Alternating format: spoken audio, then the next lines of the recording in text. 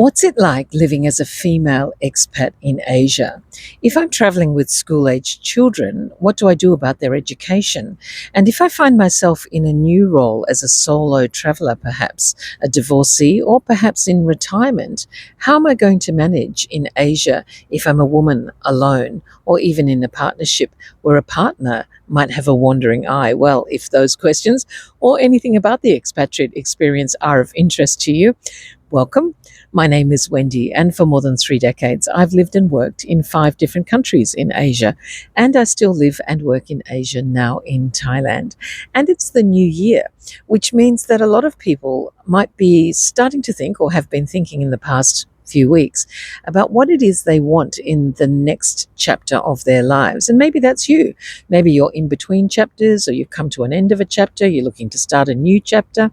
And if that is you, an expatriate living in Asia is part of the plan, well, let's have a little chat about what it is that you need to think about, and also where you are in your journey right now.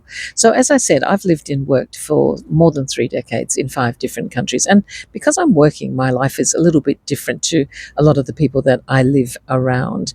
But one of the great things about being an expat is that when you let go of your old life, if you want to put it that way, even though you might have a lot of expectation, one of the great things is that you can shed a lot of that stuff that you are about to leave behind. And that's a great bonus for a lot of people who do become expats. They either reinvent themselves, or they want to try something new, or they just want to get out of a rut that they're in.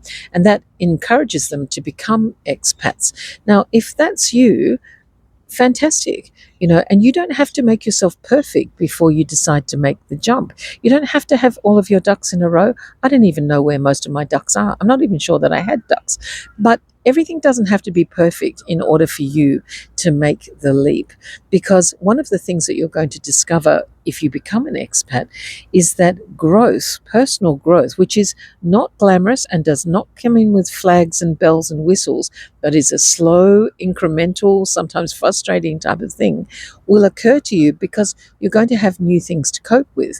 Now, that can be frustrating at times, sure, and I've done videos about that and how you have to kind of keep your cool where you can, and if you don't, you don't. But that personal growth is on the other side of the fears that you might be having at the moment, thinking, I don't know if I can do it.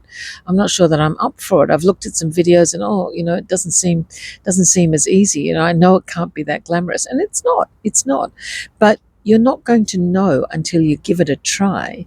And so I would encourage you, if you're thinking about it, to do a bit of research, but don't romanticize it. All right. Don't think that everything will be perfect once you've left that home country. Nothing is perfect. No one is perfect. But if you have the courage and you take the leap, and so long as you've done a little bit of due diligence beforehand, you understand financially what you're up for, all of that kind of stuff, it can be a very, very rewarding way to spend the rest of your life. Because what you will do, as I said, is shed a lot of the stuff that you feel might have been holding you back, and you'll discover a whole new you and a whole new way to life, which is kind of invigorating actually, and can be really, really terrific. One of the things I've talked about before in my videos is this idea of loneliness. And it's a funny thing, right? Loneliness and freedom can coexist. I know that sounds crazy, but it's true.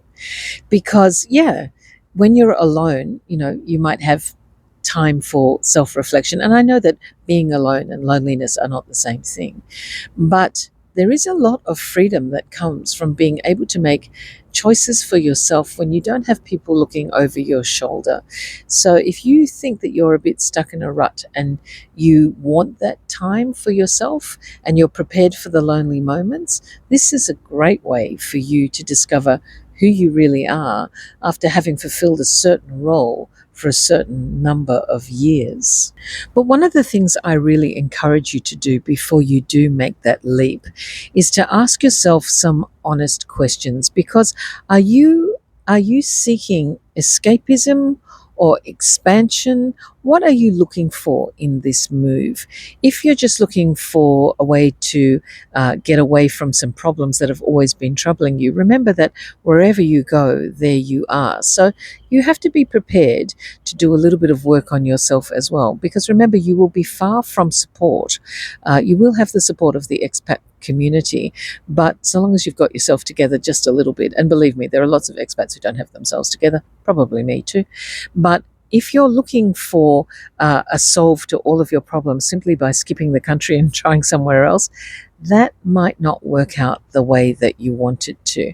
However, if you have done the work, if you understand what is required of yourself, if you're prepared to swallow a few lumps, you will get to that place that you want to be, where your life feels freer because you've been stripped, all those roles and the expectations have been stripped away from you, and you can reinvent yourself and become the person that you've always wanted to be.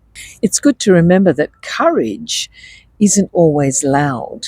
Courage can be quite quiet. So if you're finding yourself feeling brave enough, it doesn't have to be a big exclamation. It can just be you taking that one step forward. Remember, you don't need the perfect plan, you just need some kind of a plan. Curiosity is enough to begin with. And this new year doesn't require reinvention, it just requires openness. So wherever you are on your journey, if you're watching this video because you're considering becoming an expat in Asia and you think you've done your research and you've got a few things in place that'll keep you safe for the first few months and you're ready to move, well, I encourage you to buy that ticket, pack up the house and jump on a plane. If it all goes pear-shaped, of course, you can always go back home again. But I think you'll discover a great new life for yourself once you've stepped over that threshold, once you've taken that first step, and once you've found yourself in your new home. And for you, wherever you are in your journey, I wish you all the best for this year. Even if you're just going to move to Asia for 4 months, I hope you have a great time. And don't forget to check out some of the other videos that give you a few more nuts and bolts details as to the nitty-gritty of what goes on for expatriate women. But in the meantime, have yourself a fantastic January 2026, who can believe it, and I'll talk to you again soon. Bye.